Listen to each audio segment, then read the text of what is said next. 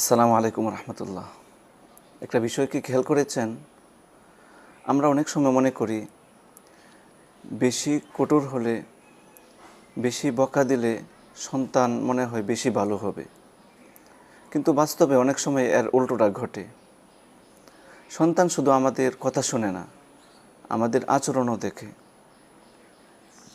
যে সন্তান বেশি কঠোরতা, বেশি রাগারাগির মধ্যে বড় হয়, সে হয় ভীতু হয়ে যায়, নয়তো একসময় অবাধ্য হয়ে ওঠে।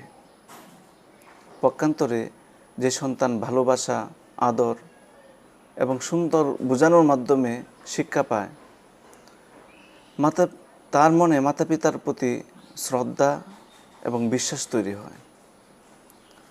আমাদের প্রিয় নবী সাল্লাল্লাহু আলাইহি ওয়াসাল্লাম ছিলেন শিশুদের প্রতি অত্যন্ত স্নেহশীল। তিনি শিশুদের ভালোবাসতেন, তাদের সাথে কথা বলতেন, তাদের অনুভূতির মূল্য দিতেন। ভাবুন তো, আপনার সন্তান যদি আপনাকে ভয় না পেয়ে তার মনের কথা আপনার কাছে খুলে বলতে পারে, তাহলে তাকে সঠিক পথে পরিচালিত করা কত সহজ হবে। তাই আজ থেকে একটি কাজ শুরু করুন।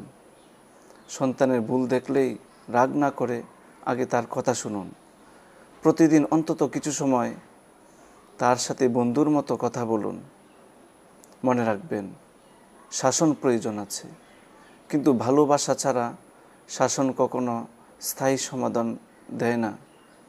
আল্লাহ তাআলা আমাদের সন্তানদের উত্তমভাবে লালন পালন করা তৌফিক দান করুন। আসসালামু আলাইকুম রহমতুল্লাহ।